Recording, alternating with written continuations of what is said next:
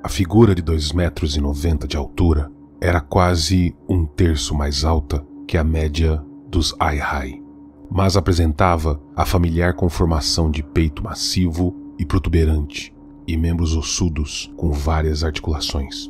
A cabeça tinha orelhas salientes e narinas cavernosas que se alargavam e contraíam visivelmente na penumbra.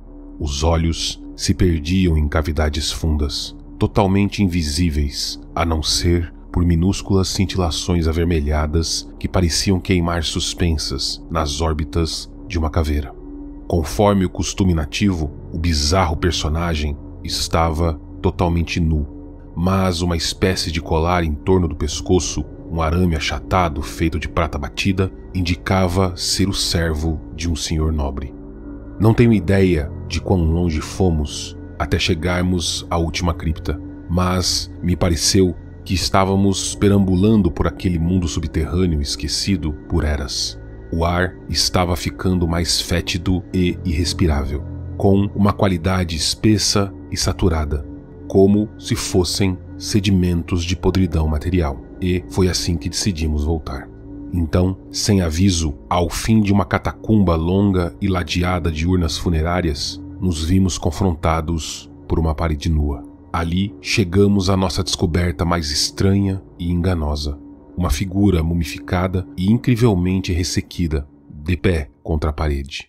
Ela tinha mais de 2 metros de altura. Sua cor era marrom bituminosa e estava toda nua, exceto por uma espécie de capuz negro que lhe cobria a parte superior da cabeça e cujas dobras enrugadas caíam pelos lados. Pelos 3 braços e pelo contorno geral, era claramente um dos antigos Yorris, talvez o único membro da raça cujo corpo permanecera intacto. Se os médicos estão certos em seu prognóstico, restam-me poucas horas marcianas de vida. Nessas horas, tentarei relatar, como um alerta a outros que venham a seguir os nossos passos, os acontecimentos assustadores e singulares que puseram fim às nossas pesquisas entre as ruínas de Yhwach. De certa maneira, mesmo perto da minha hora final, devo tentar contar a história, porque não há ninguém mais que possa. A narrativa será cansativa e fragmentária. Depois que eu terminar, a loucura voltará e muitos homens me segurarão. Tudo isso para que eu não deixe o hospital e retorne àquelas abomináveis criptas, atravessando muitas léguas de deserto sob a compulsão do vírus maligno e mal intencionado que contaminou meu cérebro. Talvez a morte me livre deste controle abominável, que me obriga a descer ao abismo sem fim de cortiços subterrâneos para o qual não há analogia nos demais planetas sadios do Sistema Solar. Eu digo talvez, porque quando lembro do que eu vi, não tenho certeza se a morte porá fim à minha escravidão. Olá, exploradores! Hoje vamos explorar um novo lançamento da editora Clock Tower que nos levará aos abismos profundos do cosmos. Vamos falar sobre o mais novo projeto dessa editora, que vem nos trazendo insanas obras do horror cósmico. Estamos falando agora do livro Os Habitantes do Abismo, um livro que faz parte de um ambicioso plano de trazer toda a obra do autor Clark Ashton Smith para o Brasil. Sendo assim, bem-vindo ao Explorando Segredos e Mistérios, o canal focado em explorar os mundos fantásticos dos games, dos filmes e da literatura. Hoje iremos falar sobre o novo livro do autor Clark Ashton Smith, traduzido aqui no Brasil pela editora Clock Tower. Está preparado? Então deixe seu like e acompanhe o canal para mais vídeos como esse. É um pequeno ato para você, mas algo muito importante para a gente.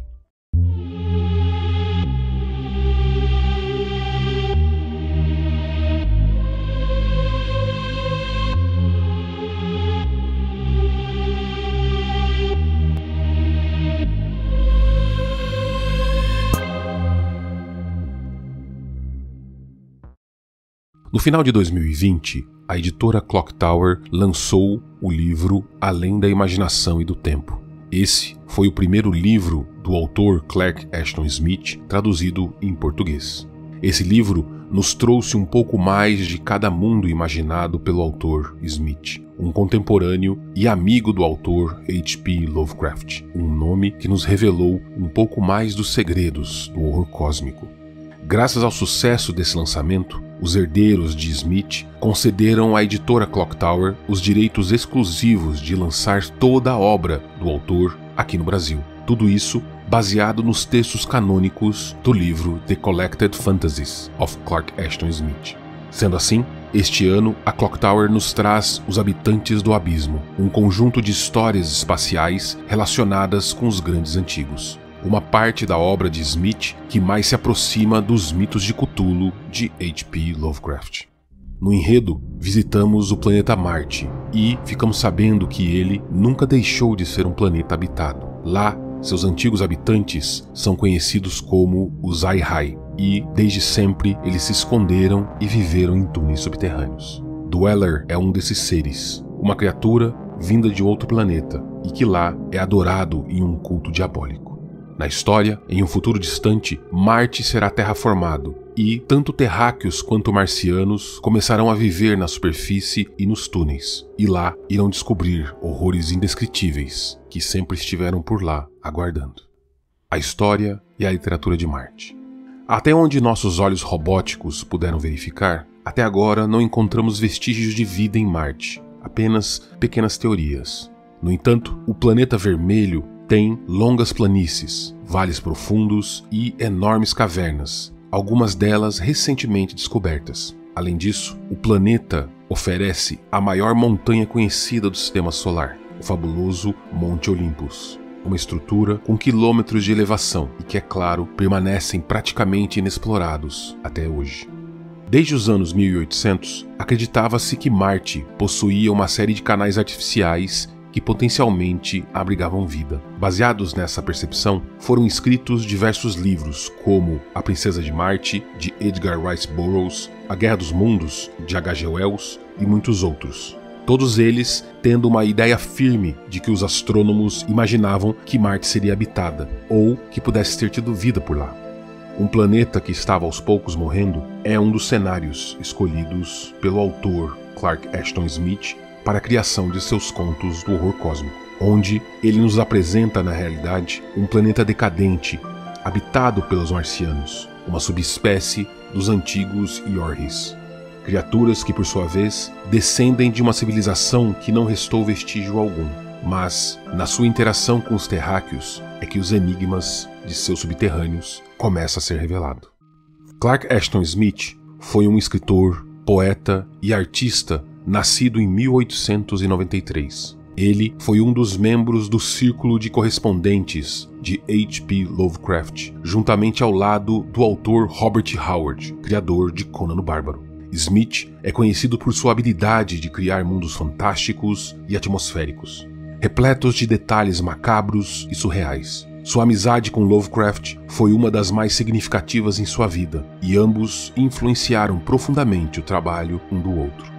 Lovecraft admirava a capacidade de Smith de criar descrições vívidas e assombrosas, e Smith, por sua vez, incorporou elementos dos mitos de Cthulhu em suas próprias histórias. A influência mútua entre os dois escritores ajudou em muito a moldar o gênero do horror cósmico como conhecemos hoje. Para este explorador, as histórias de Clark Ashton Smith são importantes e valem a pena serem exploradas. Ainda mais porque o autor influenciou muitos outros escritores e criadores da ficção científica e da fantasia, pois as suas descrições detalhadas e a sua habilidade em evocar o terror e o assombro nos leitores deixou uma marca indelével na literatura do gênero.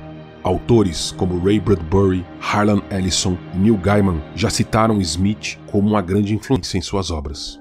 De qualquer maneira, se houve ou ainda existe alguma forma de vida no enigmático planeta vermelho, estes são mistérios que a ciência ainda não ofereceu resposta. Este explorador gosta de imaginar que talvez os Ai-Hai não existam mais, porém é possível que as sombras de criaturas como os Yovumbis ainda nos esperem. Talvez o oceano do abismo ainda abrigue seu habitante horrível. Quem sabe talvez os Vulton ainda estejam à espera para migrar até o planeta Terra. Todas as perguntas oferecem possibilidades. O problema aqui são as respostas. Como sempre, vocês podem esperar da editora uma tradução de qualidade, uma revisão cuidadosa, ilustrações e extras, incluindo paratextos, biografias, poesias e ensaios. Eles estarão trazendo todos os detalhes em seu lançamento no Catarse. E de verdade, ter a obra completa de Smith no Brasil é um grande desafio. E, como sempre, só será possível com o apoio de vocês. Sendo assim, acessem a página da campanha no link indicado na descrição do vídeo e participem. Se gostaram do vídeo, não se esqueçam de curtir, compartilhar e se inscrever no canal. Espero que tenham gostado, ficamos por aqui, até o próximo vídeo, exploradores.